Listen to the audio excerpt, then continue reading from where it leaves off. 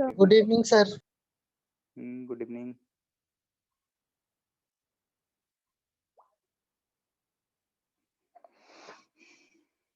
ठीक है,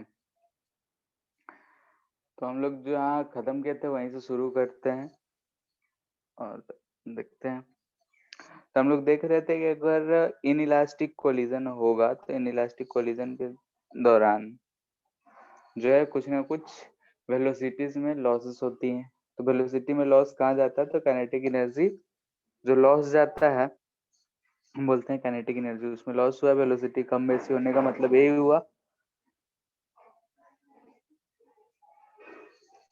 ठीक है। तो हम लोग इनइलास्टिक कोलिजन में जो भी दो ब्लॉक्स या फिर कुछ भी जो टकरा रहे थे उनका इनिशियल वेलोसिटी u1 u2 था, u1 and u2, and final speed हमने बोला कि v1 v2 हो जा रहा था,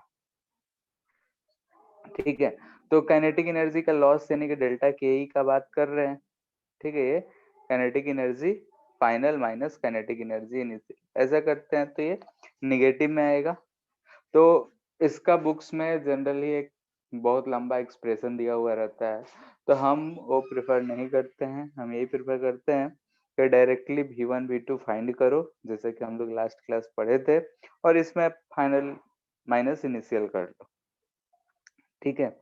तो उससे आराम से हमारा आंसर आ जाता है 1/2 m1 v1 square plus 1/2 m2 v2 square, minus कर लेंगे 1/2 m1 u1 square plus 1/2 m2 u2 square. u1 u2 पता होगा, v1 v2 हम लोग पिछले क्लास के जो पढ़े थे उससे फाइंड कर लेंगे, ऐसे फाइंड कर लेंगे। बाकी v1 v2 का अगर वैल्यू रख के सॉल्व करते हैं तो ये लिखा हुआ मिल जाता है हमको, तो लिख देते हैं। जनरली हम इसको यूज नहीं करते हैं क्योंकि इसमें भी बहुत सारे केसेस हैं। If m1 equal to m2 हो, ठीक है, m1 और m2 आपस में बराबर हो, तो डेल्टा काइनेटिक एनर्जी जो आता है वो ये आता है,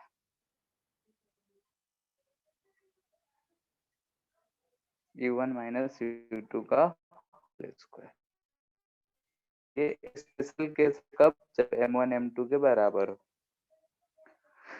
बाकी जो हम लोग ऊपर रखे हैं वही चीज हमारा बेस्ट है, u1 फाइंड करो, u2 फाइंड करो, ठीक है। हर केसेस के लिए अगर काइनेटिक एनर्जी का हम फॉर्मूला याद करने जाए तो बहुत लंबा लंबा आता है, दम वो प्रेफर नहीं करते, ठीक है। Yes sir. कुछ क्वेश्चंस देखते हैं, जो भी कुछ पढ़े उस पे बेस्ड। सर हो गया इसका? क्या? हाँ, काइनेटिक एनर्जी फाइंड करना है तो इसमें और क्या करेंगे। हाँ, और एक चीज, ये जो लॉस इन काइनेटिक एनर्जी है ये जाता है हीट में, ठीक है, यानी कि loss in kinetic energy goes to heat.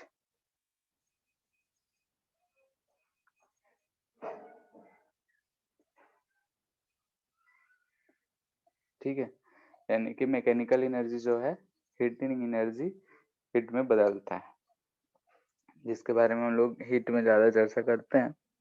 खैर, कोलिजन में भी एक छोटा सा और टॉपिक बचा हुआ है sir.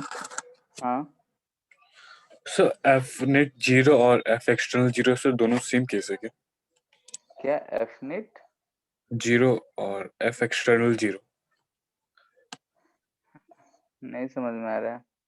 F internal 0, sir F net. अच्छा नेट, और F external. Yes sir. Sir दोनों केस सेम? सर दोनों हाँ, में एनर्जी? हाँ, मोस्टली केसेस में हम एक्सटर्नल को ही, जैसे कि एक्सटर्नल जो देख रहे हैं उसी को नेट हम बोलते हैं, बॉडी पे कितना फोर्सेस लग रहे हैं, ठीक है। इंटरनल को हम नेग्लेक्ट करते हैं, तो इसको लगभग सेम ही समझते हैं हम लोग। सर तो दोनों में एनर्जी कंजर्व हो सकता है? हाँ, दोनों एक ही चीज हुआ ना। हम एक्सटर्नल को ही तो नेट कर रहे हैं, यानी कि कोई एक बॉडी है, इस पे इधर से लग रहा है, इधर से लग रहा है, इधर से लग रहा है, इधर से लग रहा है, सबका जो इक्विवेलेंट है वही है। एफ एक्सटर्नल जो कहते हैं यानी कि सम ऑफ ई का बात करा जाता है, जितने भी एक्सटर्नल फोर्स में उसका सम। तो सर एक्सटर्नल तो इंटरनल तो ऐड हो सकता है? नहीं, इंटरनल को कहाँ से हम लोग इसमें कंसिडर करते हैं। सर एक्सटर्नल 0 है ना, तो इंटरनल तो हम लोग इंटरनल एनर्जी से वो तो कंजर्व नहीं होगा।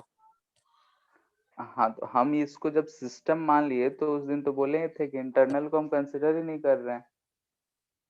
जैसे कि ऐसा पुली वाला भी बताए थे। ठीक है, हम जानते हैं कि यहाँ टेंशन लग रहा है, यहाँ भी टेंशन लग रहा है, लेकिन पूरे को सिस्टम माने थे तो ये दोनों टेंशन आपस में कैंसिल आउट कहते कि internal F internal net zero हो गया। Yes sir. ठीक है, सर तो अगर वही इंटरनल अगर ब्रस्ट करता कोई पार्टिकल तो उस केस में इटर्नल तो सर उसमें क्या करता? तो कोई अगर पार्टिकल ब्रस्ट मतलब जो रेस्ट पे आ फ्रिक्शन। जाना से वो ब्रस्ट कर जाता तो यही ना करो कि इस पे जा रहा है तो फ्रिक्शन इस पे लग रहा होगा। नो ब्रश सर मतलब वही आपस में उनसे दो टुकड़े में बैठ के इधर उधर चले जाते हैं जो ना। अच्छा, हाँ। तो सर तो मतलब कि अगर ये जो है दो टुकड़े में टूट रहा है, ठीक है, तो किसकी वजह से टूट रहा है? मतलब अगर इंटरनल इंटरनल जो आया वो किस में जाता है? साउंड एनर्जी, हीट एनर्जी, ये सब में।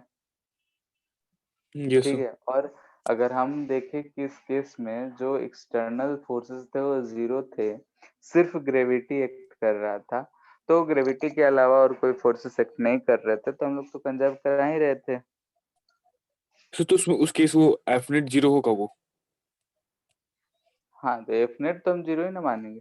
ये दो पार्ट टूटा, ठीक है, हम इसको सिस्टम मान चुके हैं, तो इस पे इधर नॉर्मल लगा होगा, इस पे इधर कोई फोर्स लगा होगा, दोनों आपस में मिलके क्या हो गया सिस्टम मान रहे हैं तो।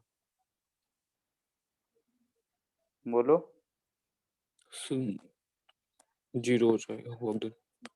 ठीक, हम पूरे को सिस्टम मान लिया ना, तो अंदर है तो जरूर एक दूसरे पे लग ही रहा होगा। यस ठीक सर। है।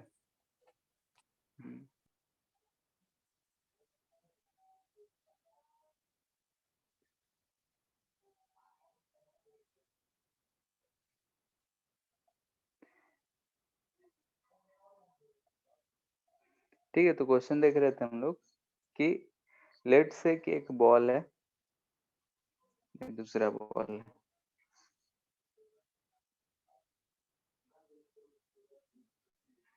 ये 2 kg का है,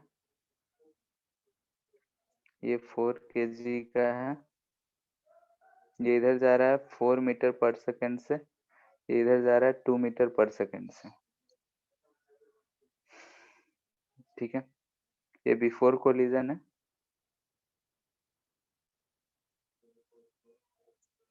आफ्टर कोलिजन,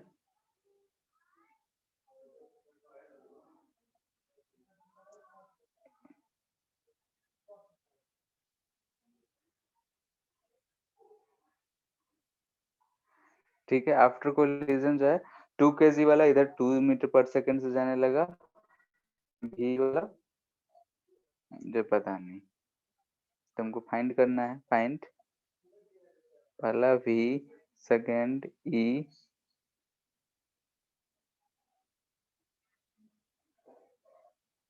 ठीक है, थर्ड,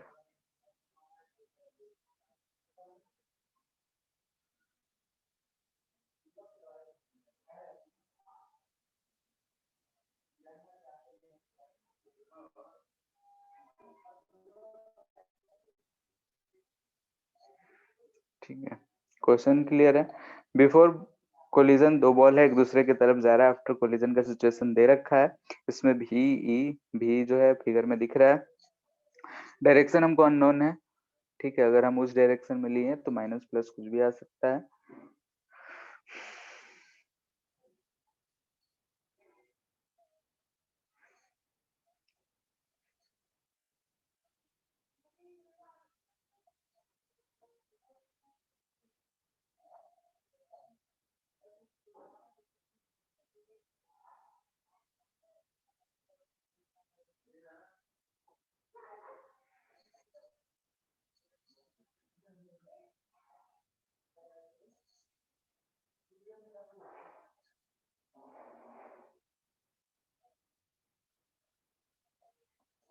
आ गया पहला? सर ई आ गया ई 1/2 कितना आ रहा है? 1/2 आ रही यही आएगा हम डायरेक्शन के साथ लिखेंगे तो इधर तो 0 आ रहा है, v इक्वल टू 1 दिख रहा है हमको, 1 ही आ रहा है ना? सर ई बोले हम। अच्छा e कितना आ रहा है? 1/2। ये ठीक है। पहला में क्या है, कोलिजन है, मोमेंटम कंजर्व करा सकते हैं, तो initial momentum final momentum sign के साथ पुट कर दिए तो v का वैल्यू 1 आ रहा है। ठीक है। किसी को अगर मोमेंटम लिखने में साइन के साथ दिक्कत है तो बोलो। राइट डायरेक्शन को हम पॉजिटिव लिए हैं तो यहाँ पे प्लस है, फिर लेफ्ट साइड में माइनस है। 4 मीटर पर 4 kg का है, 2 मीटर पर सेकंड से जा रहा है, लेफ्ट डायरेक्शन इसलिए माइनस। यहाँ पे ये लेफ्ट साइड है तो इसलिए माइनस, इसको प्लस रख दिया, अपना साइन के साथ आ जाता है। सेकेंड, ई का वैल्यू हमको फाइंड करना है, तो ई क्या होगा बोलो? Velocity of separation upon velocity of approach. तो वेलोसिटी ऑफ सेपरेशन कितना है? 2 से इधर जा रहा है, 1 से इधर जा रहा है, 3 दिख रहा है हमको। ठीक है, तो ऊपर 3, नीचे कितना आ जाएगा? कितने के स्पीड से ये अप्रोच हो रहा है, एक दूसरे की तरफ जा रहा है? तो 4 2 6 के स्पीड से जा रहा है, सर तो थर्ड नीचे आ क्वेश्चन गया क्या है? 6/2। Maximum potential energy of deformation, यानी कि डिफॉर्म हुआ होगा तो मैक्सिमम पोटेंशियल एनर्जी कितना स्टोर हुआ होगा। जैसे सर हम बोलते हैं ना कि potential energy change in shape, अगर शेप या साइज पोजीशन चेंज हो तो पोटेंशियल एनर्जी होता है। तो दो बॉडी कोलाइड करा है तो कुछ स्टोर हुआ या फिर जो भी हुआ डिफॉर्मेशन के समय।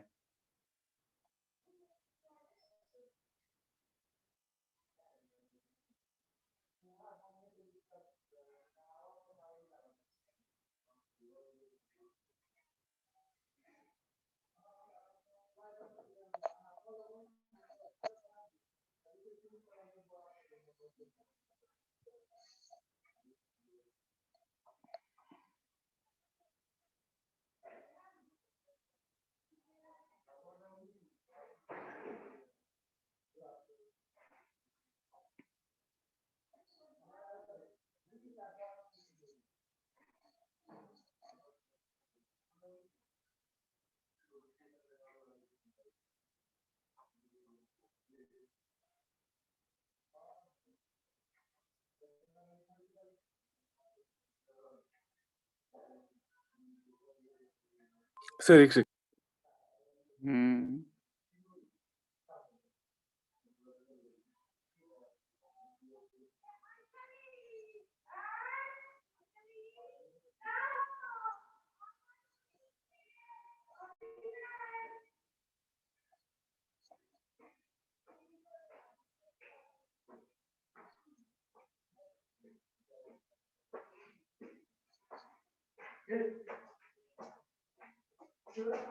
सर 24। ठीक है। जैसे कि मैक्सिमम डिफॉर्मेशन जब होगा उसी समय उसमें मैक्सिमम पोटेंशियल एनर्जी डिफॉर्मेशन के थ्रू हो सकता है। तो हम जानते हैं कि जब मैक्सिमम डिफॉर्मेशन होता है उस समय दोनों पार्टिकल का स्पीड सेम होता है। हम लोग जब देखे थे कोलिजन के बारे में तो उस समय ये चीज बोले भी थे। अब यहाँ पे हमको ये v है, कॉमन वेलोसिटी है, ठीक है, ये v डैश कर देते हैं चलो। तो यहाँ पे v डैश जो हमको आएगा वो क्या आएगा? इनिशियल मोमेंटम 0 है, जैसे कि हम लोग ऊपर वाले क्वेश्चन सॉल्व करते हुए समझ गए थे। तो यहाँ से हम फाइनल वेलो को भी 0 ही कह रहे हैं। क्लियर है? फाइनल वेलोसिटी 0 है, तब यहाँ से अगर पोटेंशियल एनर्जी की बात करें तो ये हमको क्या मिलेगा? Change in kinetic energy. तो फाइनल काइनेटिक एनर्जी, दोनों का स्पीड 0 है तो 0 ही होना है, यानी कि काइनेटिक एनर्जी जो इनिशियल होगा उसी के बराबर होगा। ये तो हमको 0 ही मिल रहा है, तो ये हम फाइंड कर लेंगे। तो 1/2 इंटू 2 इंटू 4 का स्क्वायर प्लस 1/2 इंटू 4 इंटू 2 का स्क्वायर, तो ये हमको मिल जा रहा है 16 plus 8 24 joule.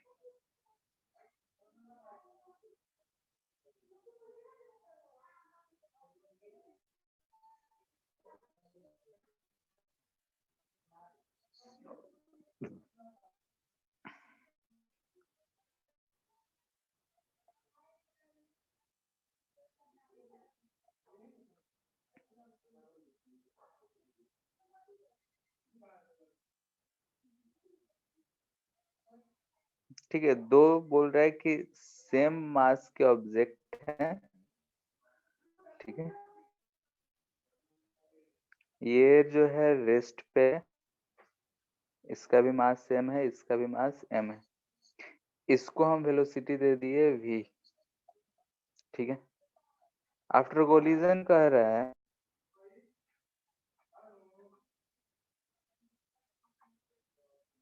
Kinetic energy is 3/4 of original value,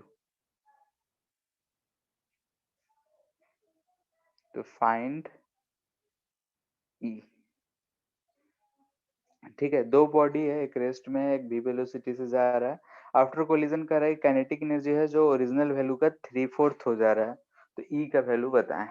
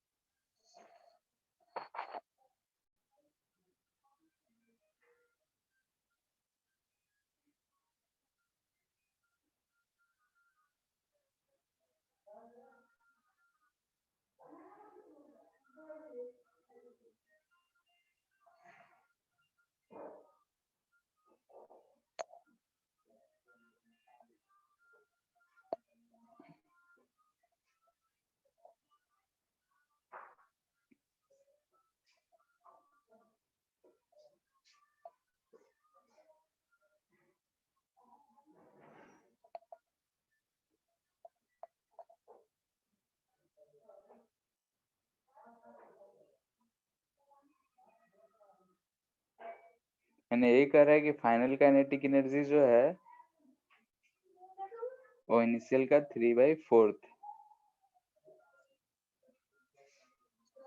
sir एक 2/√3। नहीं, E का वैल्यू 1/√2 आएगा।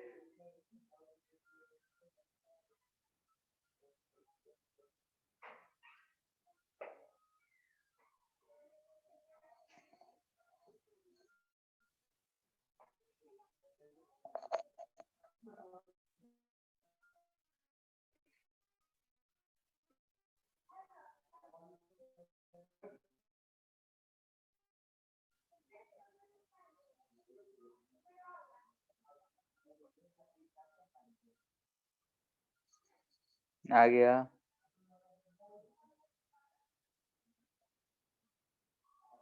देखो V2 तो यहाँ पे 0 है, U2 तो यहाँ से V1 अगर लिखेंगे तो क्या लिखेंगे, 1 minus E/2 into V plus 0। और वैसे ही अगर हम V2 की बात करें तो यहाँ पे हम 0 plus 1 plus E/2 into V लिखेंगे, फॉर्मूला डायरेक्ट लिख रहे हैं, ठीक है, V1 V2 का। तो V1 V2 ये पता चल गया, U1 U2 हमको पता है, तो काइनेटिक एनर्जी वाले में पुट करें या फिर ई वाले में पुट करके हम लोग फाइंड करेंगे। खैर V1 V2 हमको डायरेक्टली ई के टर्म में हमको पता चल रहा है, ई का वैल्यू पता है, ट्राई करो।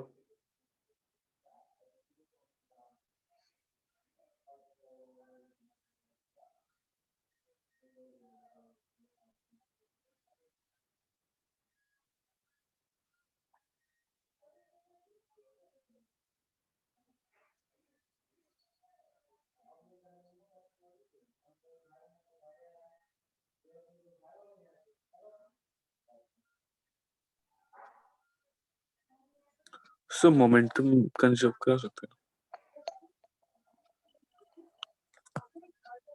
करके फिर से तो हमको ये v1 v2 उसी से पता करना पड़ेगा ना। Sir v is equal to v1 by v2 तो होगा ना।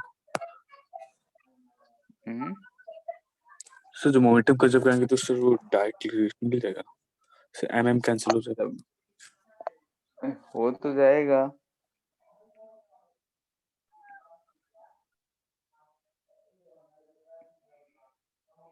फिर उसके बाद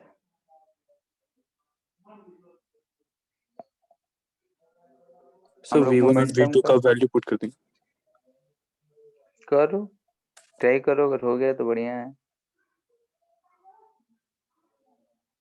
ठीक है, क्योंकि ये वाला फॉर्मूला भी तो हम लोग मोमेंटम कंजर्व करा के ही निकाले थे, तो कहीं ऐसा ना हो फिर से उसी रास्ते पे आ जाओ। वैसे चेक करने में क्या जाता है, ट्राई करके देखो।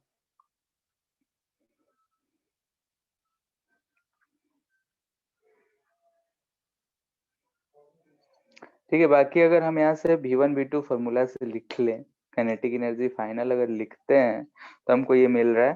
तो यहाँ से v स्क्वायर बाई 4 कॉमन ले लिए, तो यहाँ से 1 plus e square minus 2e plus 1 plus e square plus 2e। ये तो ये कट गया, यहाँ से हमको 2 टाइम्स मिलेगा, तो इसको हम लिख सकते हैं mv square by 4 1 plus e square. ठीक है, और हम जानते हैं कि काइनेटिक एनर्जी फाइनल जो है 3/8 mv स्क्वायर के बराबर है। तो यहाँ से अगर हम कट कर रहे हैं, mv स्क्वायर से mv स्क्वायर गया, 4 से 2 गया, तो 3/2 equal to 1 plus e square. This implies e square equal to 1/2, e equal to 1/√2।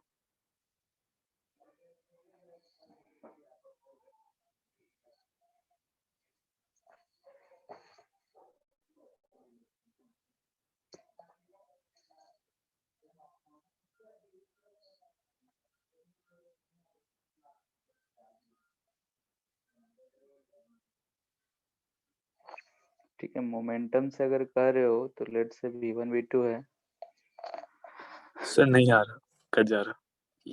फिर से वही बार बार घूम रहे होगे, क्योंकि हम लोग वो फॉर्मूला मोमेंटम से ही निकाले हैं, फिर से उसी चीज को लगाएंगे तो ठीक है।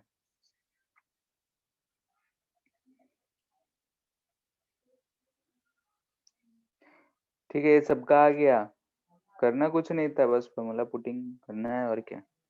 नेक्स्ट हम लोग का ऑब्लिक कोलिजन।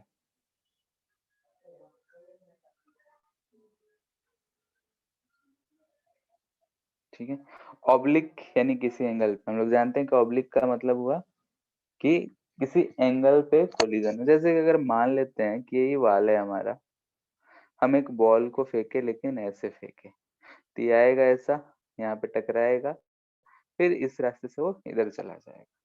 तो यहाँ पे हमको दिख रहा है कि ये किसी एंगल पे आया, किसी एंगल पे चला गया। ठीक है, थीटा एंगल पे आया, अल्फा एंगल पे चला गया। तो यहाँ पे हमको दिख रहा है कि किसी एंगुलर पे हो रहा है। तो ऐसे कोलिजन्स जो होते हैं उसको हम लोग बोलते हैं कि ये ऑब्लिक कोलिजन है। हो सकता है कि एक बॉल है, ये इधर v वेलोसिटी से जा रहा था, दूसरा बॉल है इधर v वेलोसिटी से जा रहा था। ठीक है, मान लेते हैं कैसा, ये जो है इसका टच करता हुआ है, इसका सेंटर इससे टच करता हुआ। तो जब ये कोलाइड करेगा, मान लेते हैं कि बॉल यहाँ पे आएगा, तो ये इस लाइन के क्रॉस, यानी कि ये भी इधर है, इसका भी इधर है, लेकिन लाइन ऑफ इम्पैक्ट जो है इधर है। ठीक है, ये चीज हम लोग पहले भी डिसाइड कर रहे थे कि हेड ऑन कोलिजन किसको कहते हैं और ऑब्लिक कोलिजन किसको कहते हैं। यानी कि अगर लाइन ऑफ इम्पैक्ट के अलोंग अगर वेलोसिटीज नहीं रहे तो हम लोग उसको ऑब्लिक कोलिजन्स कहेंगे। ठीक है, तो इसमें कैसे डील करेंगे, यानी जो कुछ भी ऊपर पढ़े हैं वो सारे चीज तो इधर यूज करेंगे ही।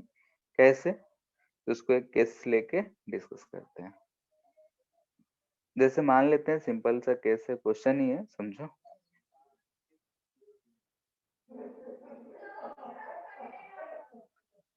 ये एक बॉल है जिसको हम u स्पीड से इधर m वेलोसिटी से फेंक दिए, ये जाएगा, इस सरफेस से टकराएगा।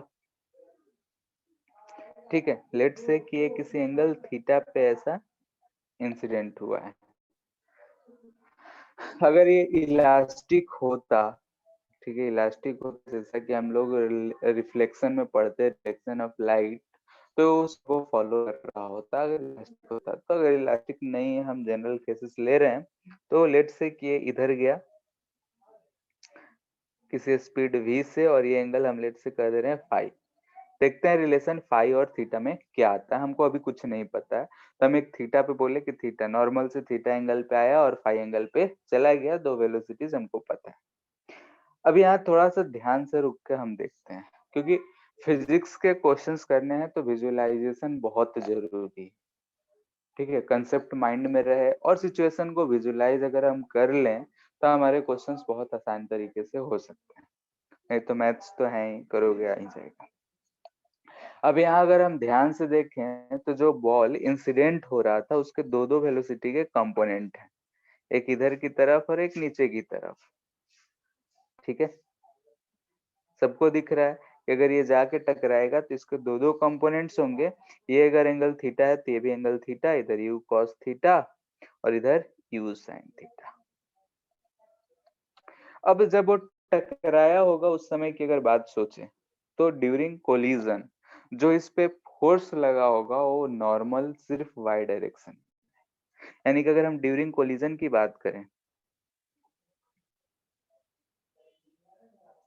कोलिजन, ठीक है, तो फोर्स जो लगा होगा, फोर्स एक्टिंग, वो एक्सटर्नल फोर्सेस की बात कर रहे हैं, नॉर्मल एंड mg, दोनों किस में, वाई डायरेक्शन हम कह दे रहे हैं, यानी परपेंडिकुलर डायरेक्शन।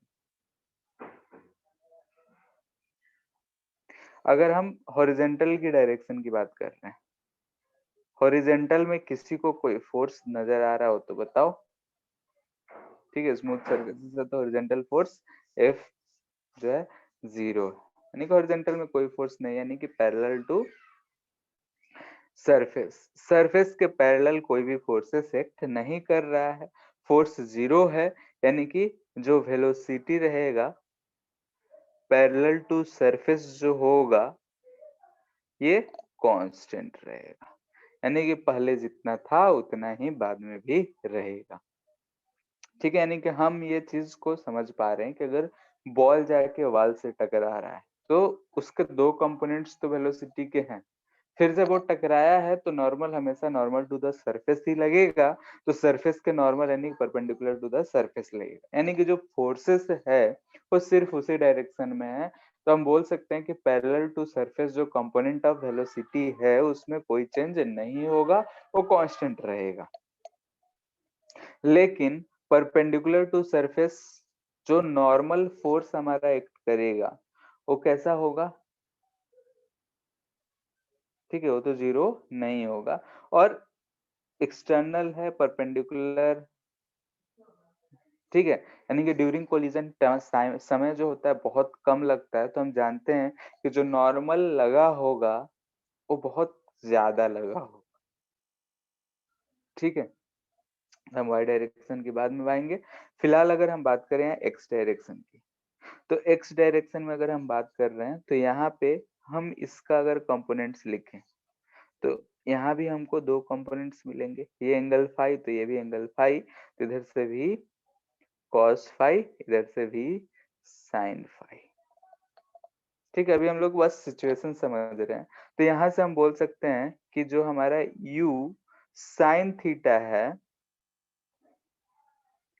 वो भी साइन फाई के बराबर होगा। ठीक है, यहाँ से हमको क्या इक्वेशन मिला कि u sine theta is equal to v sine phi के बराबर होगा। अब आते हैं normal along perpendicular to surface। ठीक है, परपेंडिकुलर टू सरफेस की अगर हम बात करें तो क्या होगा, बोलो तुम लोग। वो तो हम एक सिंगल कोलिजन वाला ही केस हो गया जो हम लोग पहले से करते आए हैं।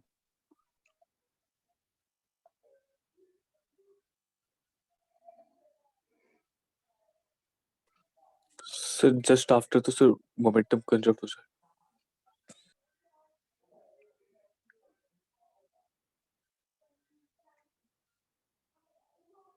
ठीक है। अलोंग द परपेंडिकुलर की बात करें तो n जो लगेगा x for very short time, ठीक है। n जो लगेगा वो कितने समय के लिए लगेगा, बहुत शॉर्ट टाइम के लिए। तो हम उस डायरेक्शन में कंजर्व करा सकते हैं, लेकिन वाल वाल रहता है तो थोड़ा बहुत दिक्कतें आती हैं, तो उसको हम लोग कैसे डील करेंगे, तो ई से डील कर लेंगे, ठीक है। तो ई को अगर हम यहाँ पे यूज करेंगे तो क्या लिखेंगे, velocity of separation upon velocity of approach.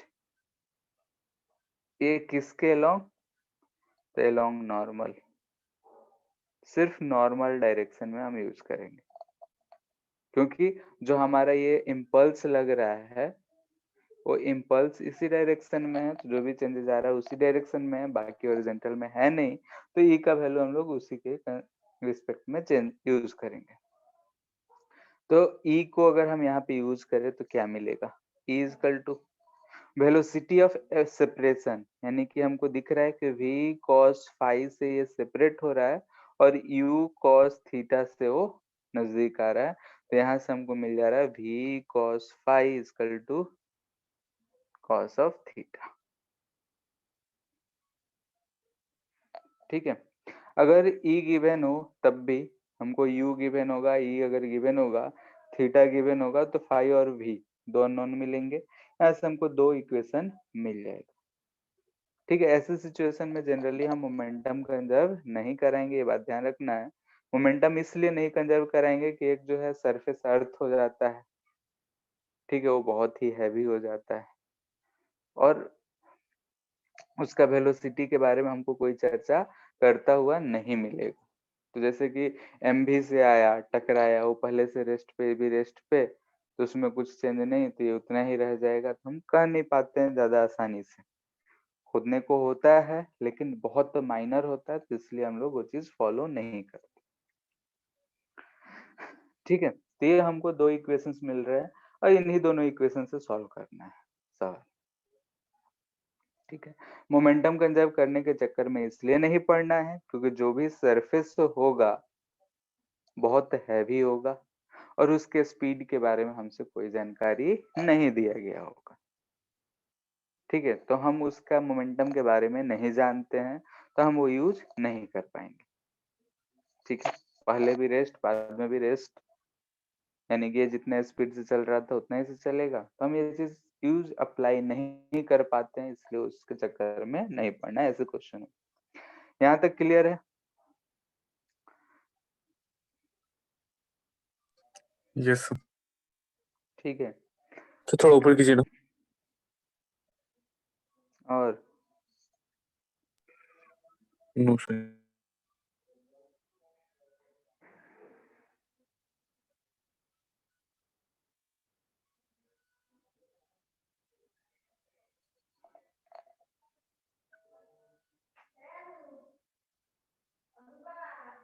हो गया, यस।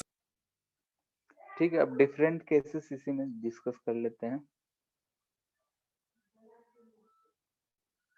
ठीक है। डिफरेंट केसेस, तो सबसे पहला हम कर रहे हैं कि E इजकल टू 1 हो, इलास्टिक कोलिजन हो, ठीक है।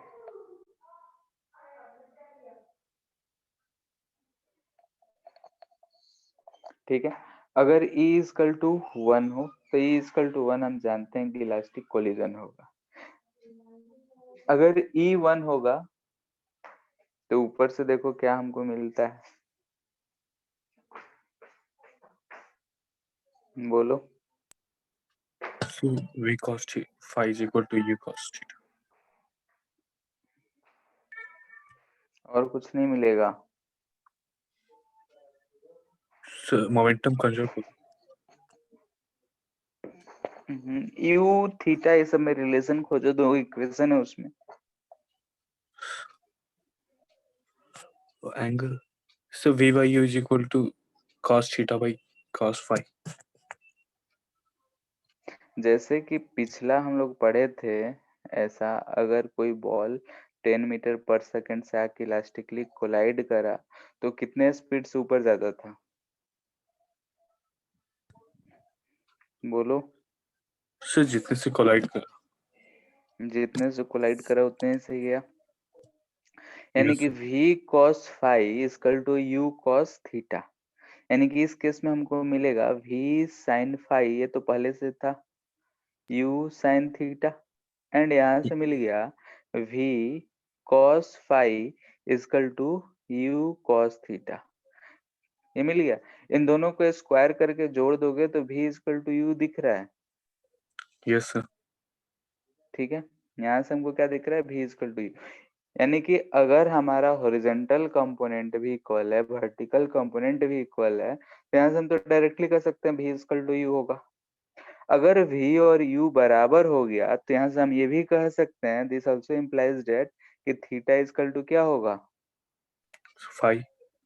फाई होगा। यानी कि अगर इलास्टिक कोलिजन हमसे कहता है किसी एंगल पे जाएगा तो से जितने एंगल पे गया है उतने एंगल से वापस जाएगा, यानी कि लॉ ऑफ रिफ्लेक्शन को वो फॉलो कर रहा हो। लॉ ऑफ रिफ्लेक्शन पढ़े हो कि जिस एंगल पे रे इंसिडेंट होता है उसी एंगल से वापस जाता है, वही चीज यहाँ पे है। अगर इलास्टिक कोलिजन कहता है तो ये चीज ध्यान रखना है कि जितने स्पीड से गया होगा उतने ही स्पीड से वो वापस जाएगा और सेम एंगल फॉर्म करेगा। क्लियर है?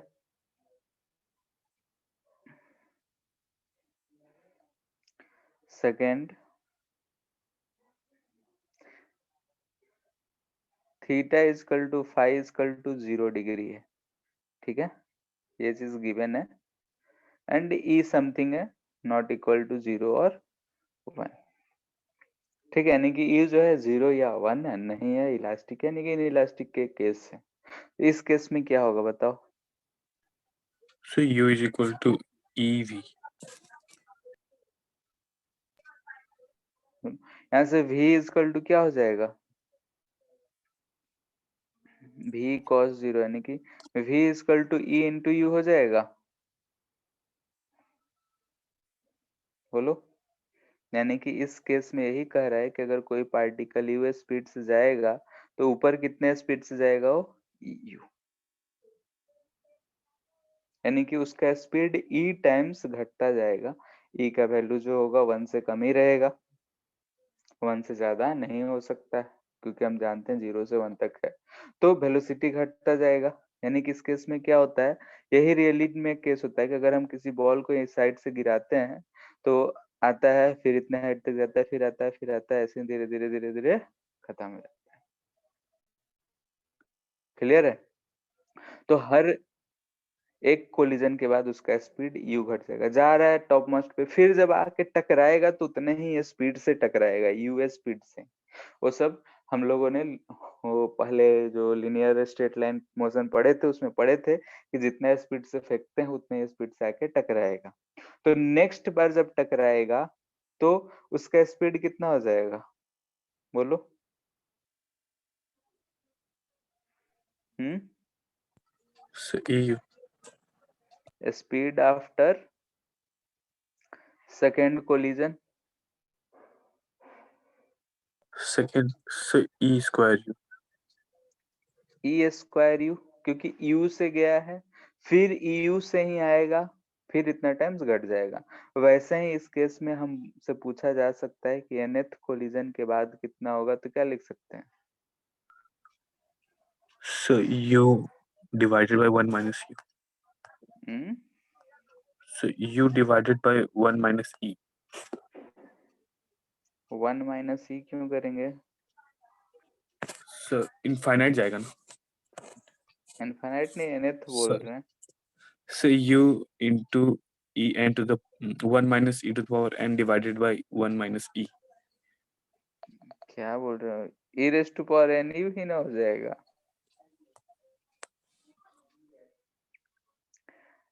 फर्स्ट बार में ई यू, सेकेंड बार में ई स्क्वायर यू, थर्ड बार करेंगे तो ई क्यूब, nth बार e raise to power n you.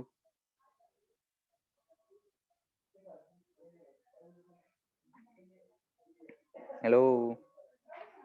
Yes yes। ठीक है, So पता मैंने नहीं। टोटल एवरेज बता दिया। ठीक है, सिर्फ वेलोसिटी पूछ रहे हैं, स्पीड आफ्टर nth कोलिजन। इसमें ये भी पूछा जाता है कि कितना डिस्टेंस ट्रेवल किया nth कोलिजन तक, तो सब अपना फाइंड करते रहना। थर्ड, अगर ई 0 हो तो क्या होगा? भी फाइनल क्या हो जाएगा? 0, जाके चिपक ही जाना है, यही होगा ना।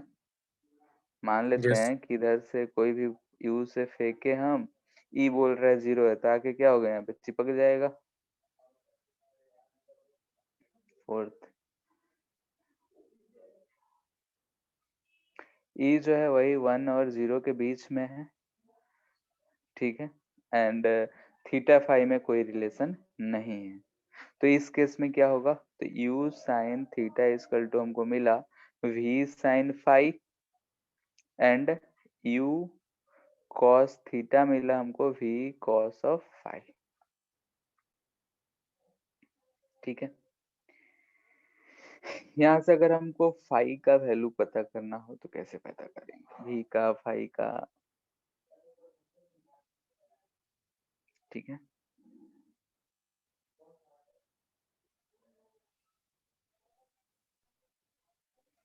थीटा यू ई गिवन है, सर, तो डिवाइड कर देंगे 10 फाइव का आज। तो फिर कहाँ से पता होगा बताओ? सर, थीटा और ई और यू गिवन है ना। तब भी तो सर वो तो फिर 10 फाइव का वैल्यू आ जाएगा। 10 फाई आ जाएगा, ठीक है। फिर 10 फाइव से फाई आ जाएगा तो रख के भी सॉल्व कर सकते हो, ठीक है। ठीक है, यहाँ पे अगर हम डिवाइड कर देते हैं तो डिवाइड करेंगे तो यहाँ से आ जाएगा 10 of five equal to 1 by 10 of theta, ये आ रहा है। This implies that five equal to 10 inverse 10 theta by e. यहाँ से अगर हम फाइव सॉल्व कर लिए तो फाइव का वैल्यू रख के भी फाइंड कर सकते हैं। Also, sir question. हाँ एक minute, square both equations and add, ठीक है, स्क्वायर एंड ऐड ऐसे लिखना था, ठीक है। दोनों साइड को हम स्क्वायर करके ऐड कर दें तो हमको क्या u square plus c square u square is equal to v square plus यही मिलेगा।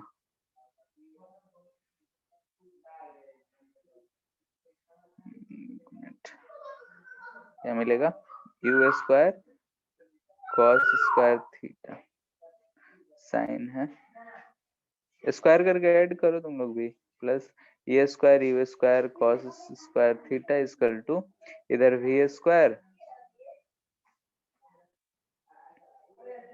ठीक है। इधर वाला टर्म 1 दिख रहा है तो यहाँ से हमको भी मिल जाएगा under root u sine square theta plus e cos square theta, ठीक है। इसके टर्म में भी हम लोग निकाल सकते,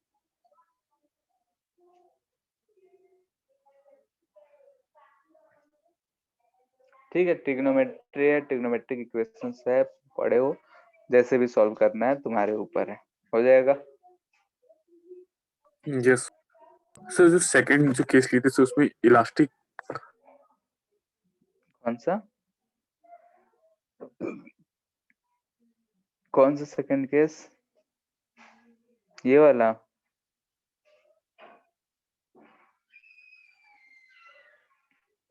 हेलो,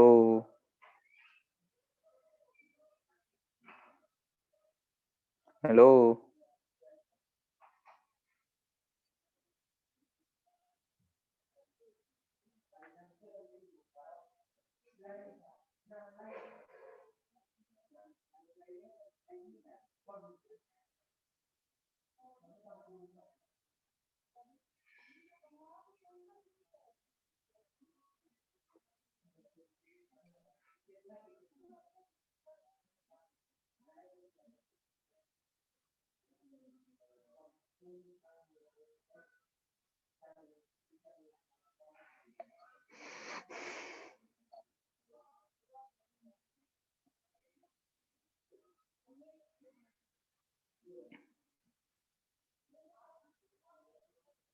हेलो, सर डिस्कनेक्ट हो गया था एक सेकंड।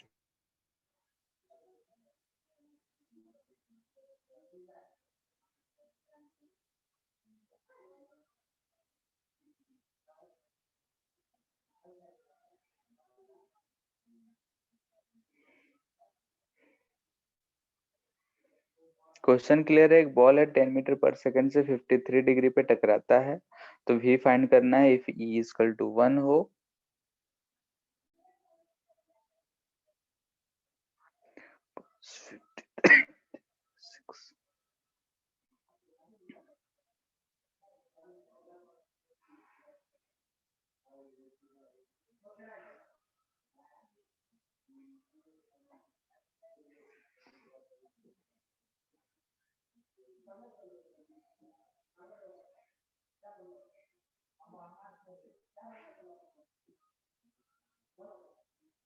ठीक है, e इक्वल टू 1 है तो इलास्टिक है, तो उसके लिए कुछ फाइंड करने की जरूरत नहीं है, 10 ही आना है। ठीक है, v डैश पूछेगा तो 6 आएगा, इधर वाला तो 8 है ही। e इक्वल टू 1/2 के लिए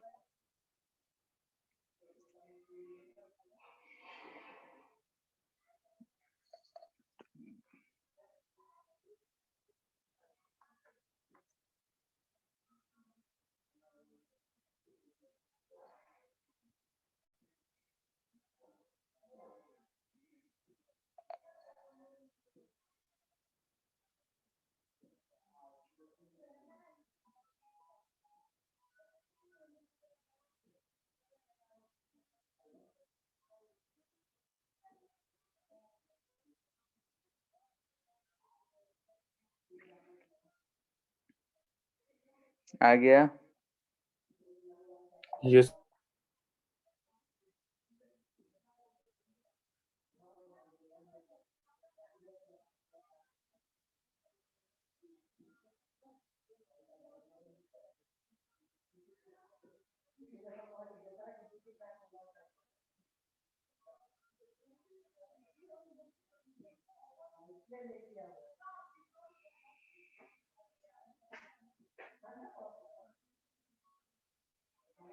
ठीक है, भले ही हम लोग ऊपर उतना कहानी करे हो, यहाँ पे सिंपली देखो कि हमको वेलोसिटी फाइंड करना था। तो हम क्या किए कि हॉरिजेंटल वाला तो 8 है, हमको पता है, वो 8 लिख लिए। जो वर्टिकल डायरेक्शन है उसका जो सिंपलेस्ट केस था वो उसको कंसिडर किए, तो हमको लगा कि 6 से टकराएगा तो ऊपर कितने से जाएगा, यू से, तो उसके से हम वर्टिकल कंपोनेंट फाइंड कर ली। क्लियर है? तो जैसे फिजिक्स में इसीलिए कहा जाता है कि विजुअलाइजेशन बहुत जरूरी है, यानी कि क्वेश्चंस करो, उसको विजुअलाइज करो, क्वेश्चन करने से आसान हो जाएगा। बाकी जो लंबा मेथड है उससे करेंगे तब भी आना ही आना है, ऐसा नहीं है कि नहीं आएगा। फॉर्मूला जो निकाले हैं वो भी पुट करेंगे, आएगा ही आएगा। क्लियर है? जिससे भी फाइंड करो, ये अलग मेथड थे इसलिए बताते हैं। किसी को दिक्कत है इस मेथड में? समझ आया? सर, हेलो, वो नहीं समझ में आया, वो कंपोनेंट कैसे आया वर्टिकल। ये 10 मीटर पर सेकेंड है तो ये 53 डिग्री होगा, तो ये 6 और 8 तो समझ में आया। Yes sir. अब बॉल जाएगा तो उसका हम बोले थे कि पैरेलल टू सरफेस जो है वो क्या रहेगा, कांस्टेंट। यस तो उधर तो 8 रहेगा, वही डैश की बात है। तो वी डैश कौन सा कंपोनेंट है, हॉरिजॉन्टल या वर्टिकल? वर्टिकल। वर्टिकल। वर्टिकल के लिए हम लोग एक केस देखे थे, केस नंबर 2, कि फाई जब 0 हो यानी कि सिर्फ ओनली फॉर वर्टिकल है। Yes sir. इस केस में जब बॉल आया वर्टिकली भी यू से, तो कितने से जा रहा है, यू से, फर्स्ट टाइम। तो वही चीज हम यहाँ पे यूज कर लिए हैं और कुछ नहीं किए। वर्टिकल के लिए वर्टिकल वाला यूज कर लिए कि 6 मीटर पर सेकंड से आया था, जाएगा कितने से, EU से। ई कितना दे रखा है, 1/263। क्लियर है? Yes sir.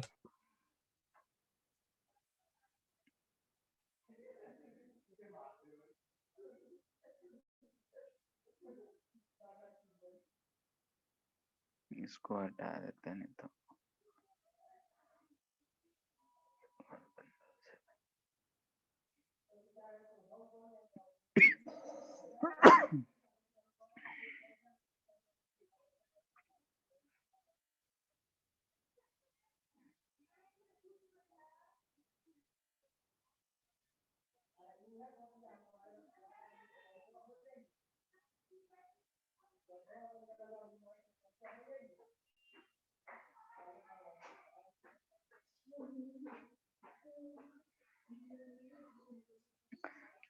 ठीक है। अगर हम एक बॉल है यहाँ पे, इसको हम 50 मीटर पर सेकंड से 7 डिग्री के एंगल पे फेंक रहे हैं, तो हम जानते हैं कि ऐसे जाएगा प्रोजेक्टाइल करता हुआ, यहाँ पे आके कहीं टकराएगा। अब यहाँ टकराएगा तो ऐसा नहीं है कि यहीं आके रुक जाएगा, ऐसा फिर जाएगा फिर आके टकराएगा। तो हमसे यही पूछा जा रहा है कि ये रेंज आर कितना होगा।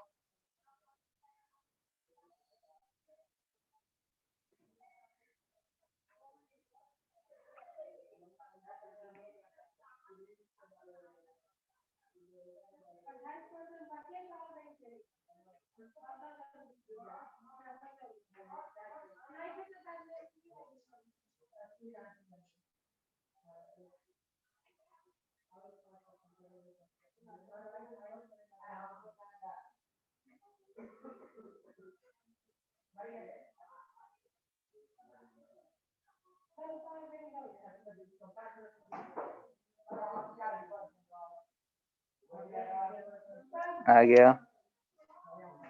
सर एक सेकंड।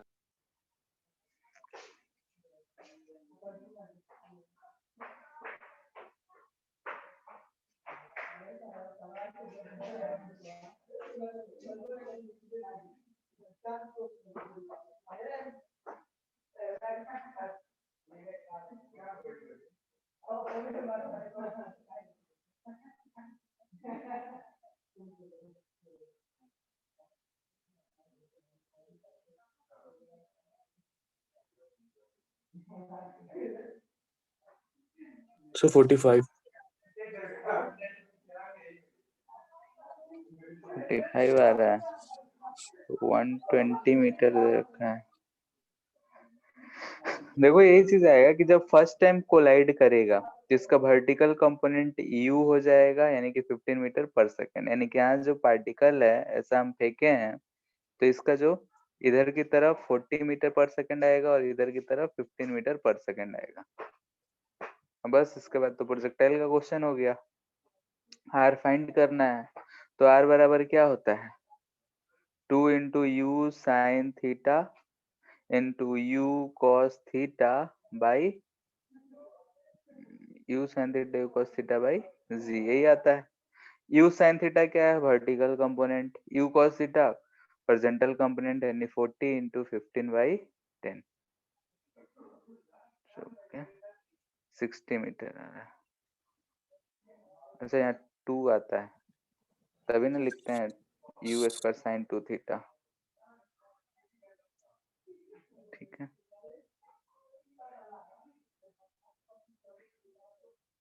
क्लियर है। यस। ये बात यू हम लिखे तो ये बात थोड़ा सा चीज है पहले प्रोजेक्टाइल से, कि हम जिस किसी भी पार्टिकल को जितने स्पीड से फेंकते हैं उतने ही स्पीड पे आके टकराता है। तो इसीलिए हम यहाँ पे जितने स्पीड से यहाँ पे हम कंसिडर किए हैं, वही यहाँ टक्कर के जस्ट पहले भी स्पीड रहा होगा अपोजिट डायरेक्शन। ये बात तो सबको पता ही है, तो उसी चीज को कंसिडर करते हुए हमने ये क्वेश्चन सॉल्व कर लिए। किसी को दिक्कत?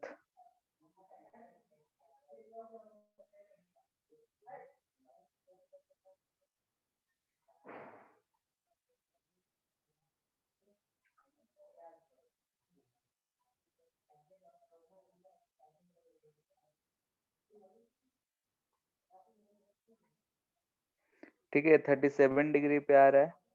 ये जो है ये भी ऊपर 10 मीटर पर सेकंड से जा रहा है। Find the speed of ball.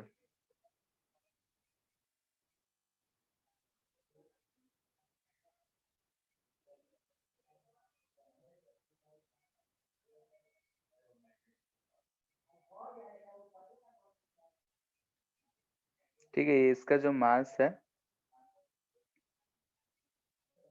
ठीक है ना, जो पहले हम लोग पढ़े थे उसका भी थोड़ा बहुत कुछ है।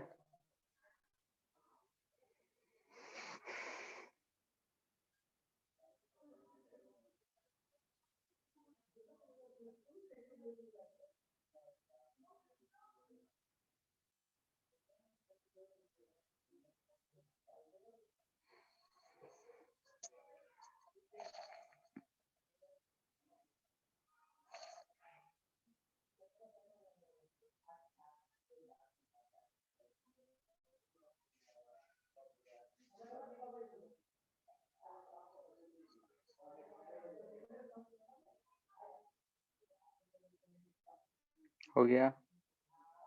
सर एक सेकेंड।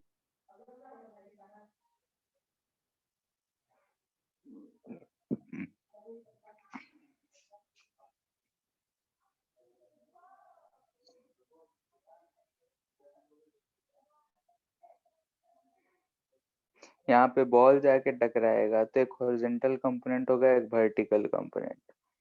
ठीक है, कहने के लिए ऑब्लिक कोलिजन है सारे के सारे, लेकिन हम अगर इसको दो कंपोनेंट्स तोड़ दें, सर एक, हाँ सर अंडर रूट 397। ठीक है, ठीक है, यानी कि कहने के लिए सारे क्वेश्चंस जो हैं वो ऑब्लिक कोलिजन है, लेकिन अगर तुम एक परपेंडिकुलर टू सरफेस और एक पैरेलल टू सरफेस कंपोनेंट ले लो, तो पैरेलल टू सरफेस में कुछ नहीं करना है, परपेंडिकुलर टू सरफेस में जो हम लोग पहले पढ़े हैं वही काम करना है। तो यहाँ पे अगर हम इसके दो कंपोनेंट्स लें तो इधर 6 मीटर पर सेकेंड आ जाएगा और इधर 8 मीटर पर सेकेंड। ठीक है, अब ये तो आफ्टर कोलिजन की बात है, तो आफ्टर कोलिजन तो इधर जो होगा 6 मीटर पर सेकेंड रहेगा, लेकिन इधर v हमको पता नहीं, तो v कैसे पता करें? तो यहाँ पे हमको दिख रहा है कि ये जो प्लैंक है ये ऊपर जा रहा है 10 मीटर पर सेकेंड से, बहुत ही हैवी है, और ये जो बॉल है इधर नीचे आ रहा था 8 मीटर पर सेकेंड से। आफ्टर कोलिजन प्लैंक जो है ऊपर 10 मीटर पर सेकेंड से ही जाएगा, लेकिन ये जो बॉल है पता नहीं किस स्पीड से चल दिया। ठीक है, ये चीज है। अब हम जानते हैं E इक्वल टू होता है वेलोसिटी ऑफ सेपरेशन, तो वेलोसिटी ऑफ सेपरेशन अगर यहाँ हम देखें तो ये v से आगे आगे भाग रहा है, ये 10 से पीछा कर रहा है, नहीं v माइनस 10 होगा वेलोसिटी ऑफ सेपरेशन, जो भी ज्यादा हो माइनस प्लस हमको तो मॉडुलस ही लेना है। यहाँ पे देखें तो दोनों पास पास आ रहे हैं, नहीं कि 18 होगा, नहीं कि ऐड हो जाएगा, यानी कि और E जो है 1/2 दे रखा है। बस सॉल्व कर लिए, तो यहाँ से हमको v दिख रहा है 18, 9, 19। ठीक है, तो अगर हमको दोनों बॉल का वेलोसिटी इधर 6 इधर 19 दोनों मिल गया, तो v हम लिख सकते हैं अंडर रूट 6 का स्क्वायर प्लस 19 का स्क्वायर अंडर रूट 397 आ रहा है, तो इतना ही है। ठीक है, ऑब्लिक नाम के लिए है, ऑब्लिक में क्या क्या कामें होती हैं वो भी हम लिखा दिए, लेकिन एक भी क्वेश्चन में हम ऑब्लिक का फॉर्मूला यूज नहीं कर रहे हैं। ठीक है, क्योंकि हम महारत हासिल कर चुके हैं एड ऑन में, तो हम क्यों दूसरी जगह दिमाग दौड़ाएं। खैर, जानना जरूरी है कि अगर कहीं फंस गए तो हमको रामबाण पता होना चाहिए।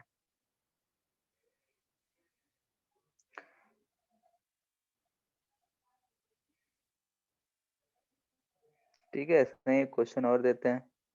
तो नीचे ठीक है, खींचे लो। थोड़ा जल्दी जल्दी करो क्योंकि लाइट इधर कटा हुआ है और मोबाइल चार्जर है वो 10% बच गया है, इससे हॉटस्पॉट ऑन है। शुरू। हो गया।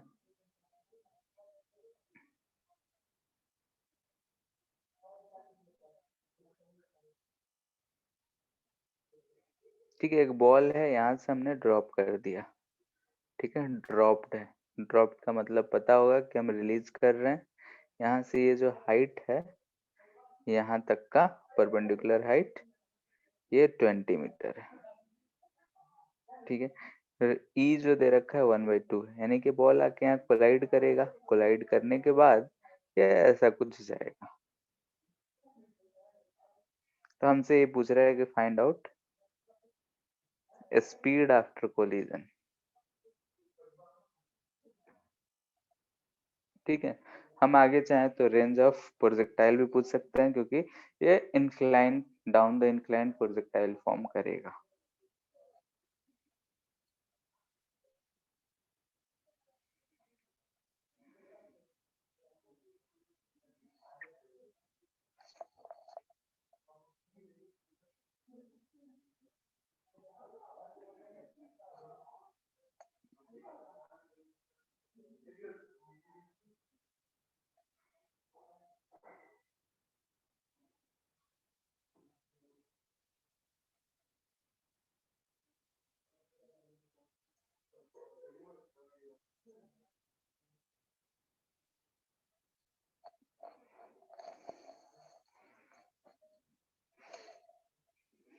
हो गया। Six.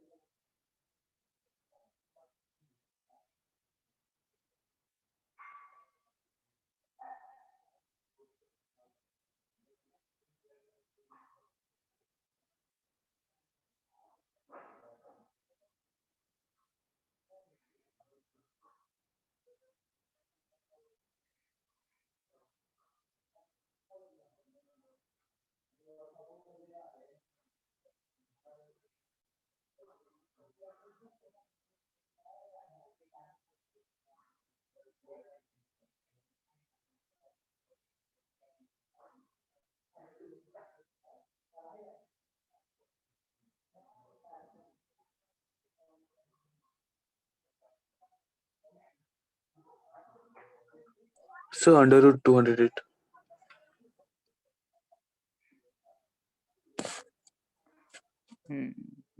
208 आएगा। अंडर रूट 12 और 8 का स्क्वायर का अंडर रूट कितना जाएगा? So 12 और 8 का। हाँ 108 आएगा, ठीक। 200 अंडर रूट 208।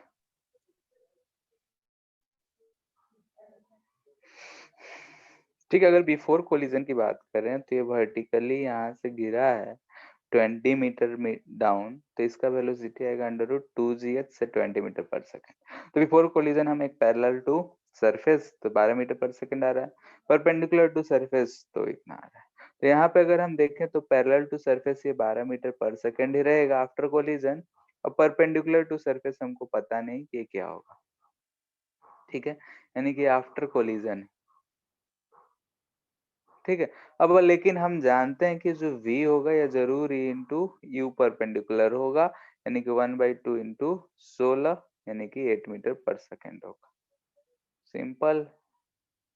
तो अगर वो 8 पता चल गया तो v फाइनल अगर हमको बात करना है स्पीड, तो अंडर रूट 8 का स्क्वायर प्लस 12 का स्क्वायर, तो 144 प्लस 64 208।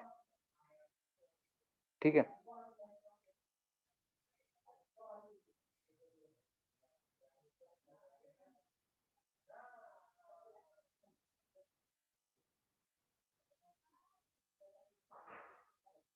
ऐसे दो स्फीयर हैं, सिमिलर स्फीयर्स हैं, रेडियस दोनों के आर है, इसका भी रेडियस आर ही है। ये जो है इधर v स्पीड से जा रहा है और ये जो है रेस्ट पे है। ठीक है, हमसे पूछ रहा है कि find the speed after, value जो दिया वो दे देते हैं। इसका भी मास सेम, इसका भी mass same, v equal to 4 metre पर सेकेंड है, ये इधर 2 मीटर पर सेकेंड है। Find velocities after collision. ठीक है, ऐसे क्वेश्चन में लाइन ऑफ इम्पैक्ट को पकड़ो और सॉल्व करो। जो भी हम लोग पढ़े वो लाइन ऑफ इम्पैक्ट के लॉन्ग ही होगा, और जो परपेंडिकुलर है उधर कोई चेंज नहीं होगा।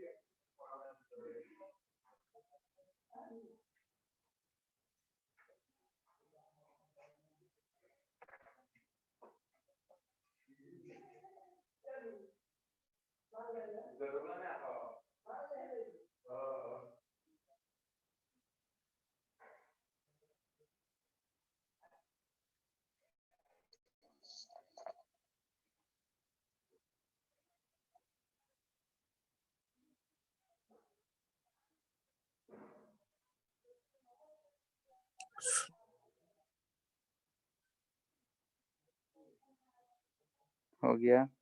सर एक सेकंड।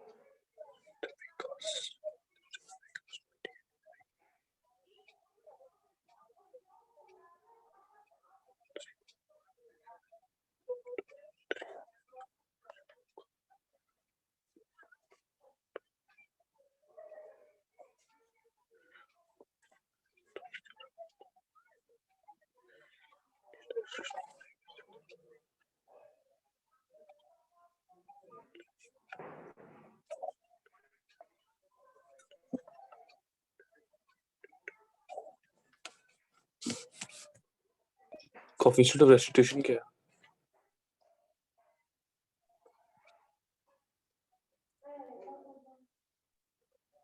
So- E1/3।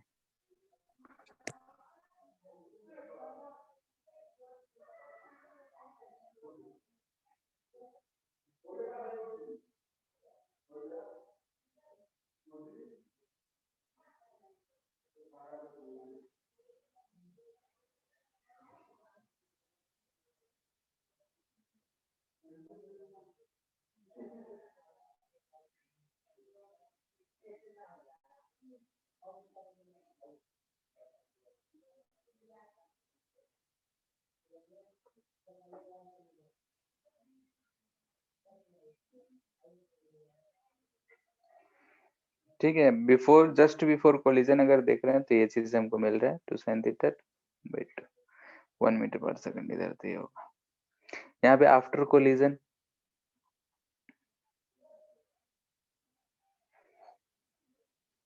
हम सिर्फ इम्पैक्ट लाइन बना रहे हैं।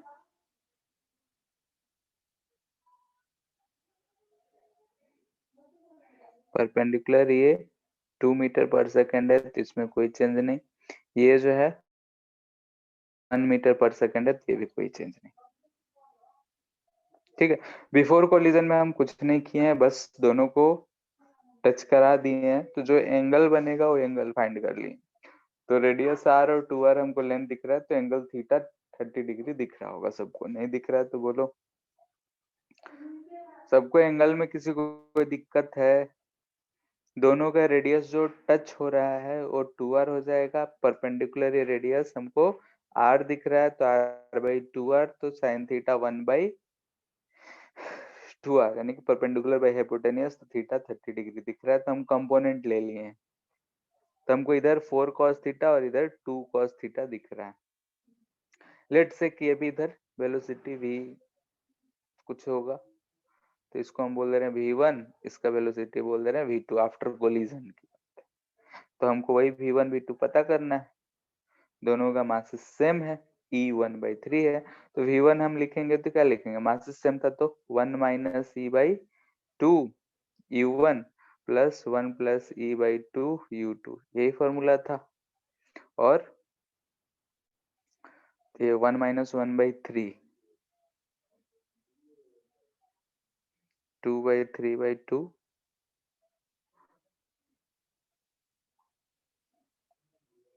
E1 जो है 4 cos थीटा, यानी कि 2√3 प्लस 4,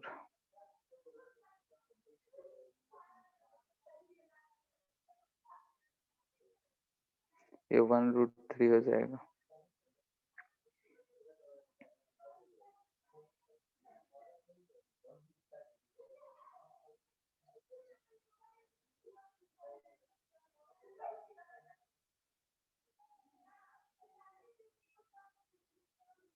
सर दोनों का 2 आ रहा है स्पीड, लेकिन सर डायरेक्शन अलग है। सर फर्स्ट का वर्टिकल डायरेक्शन में 2 मीटर पर सेकंड और हेलो। हाँ, v1 तो 0 आ जा रहा है, ठीक है।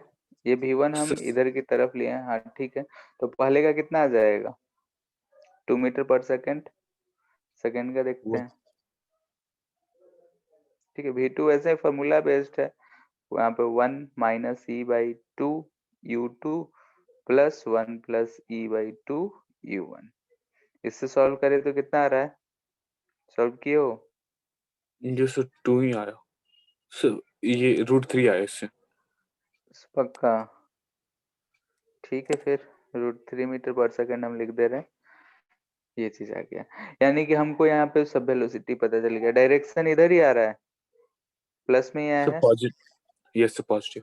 हाँ तब ठीक है, तो इधर √3 आ रहा है। अब दोनों का वेलोसिटी, एक का 2 मीटर हो जाएगा, एक का 1 प्लस 2 मीटर पर सेकंड। ठीक है, ऊपर का 2 दिख ही रहा है, इसका अगर इधर सॉल्व करेंगे तो ये भी 2 मीटर पर सेकंड आ रहा है। ठीक है, तो ऐसे ही जो भी ऑब्लिक रहेगा तो 2 कंपोनेंट लेके करो, सारे क्वेश्चन आसान होंगे। ठीक है, और ऊपर हेड ऑन वाले के लिए तो प्रैक्टिस करो ही, फॉर्मूला याद रखना है।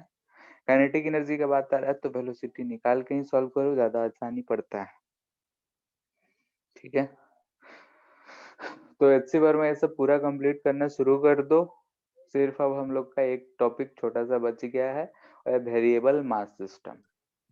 ठीक है, तो उसको हम लोग नेक्स्ट क्लास में करेंगे। वेरिएबल मास सिस्टम करने का मतलब ये हुआ, जैसे ट्रक में बालू भरा है, बालू गिरते हुए जा रहा है, तो बालू के गिरने से कुछ होगा, जैसे बलून है उसमें हम हवा भर दिए, उसका मुंह छोड़ते हैं तो आगे की तरफ भागता है, यानी कि जो हवा निकलता है उसके कारण थ्रस्ट लगता है। तो रॉकेट प्रोपल्सन में भी वही यूज होता है।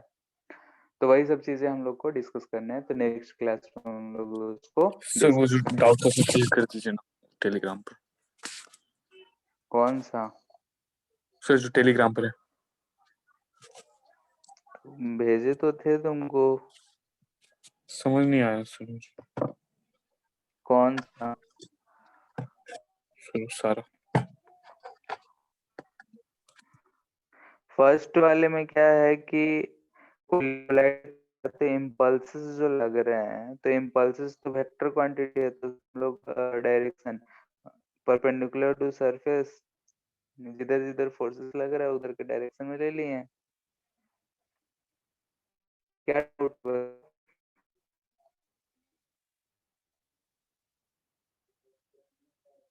हेलो? Yes sir. हेलो? हाँ, इम्पल्स तो मुझे वाले में डाउट क्या क्लास डाउट है? कीजिए। हम्म? सर वो क्लियर नहीं हुआ सर, कैसे आया वो।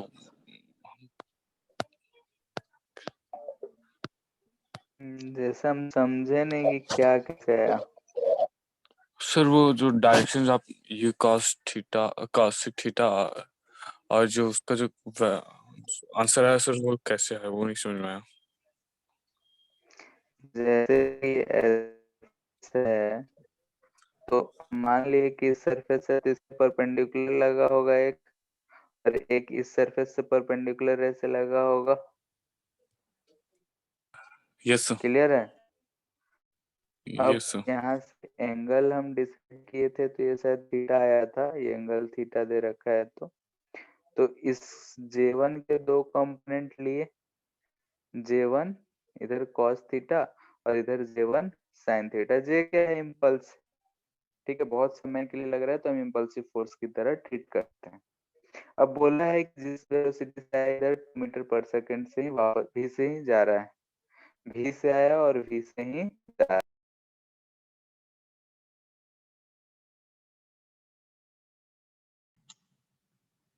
सर का ऑफ हो गया, अब शायद हम लोग को छोड़ देना चाहिए। सर आवाज।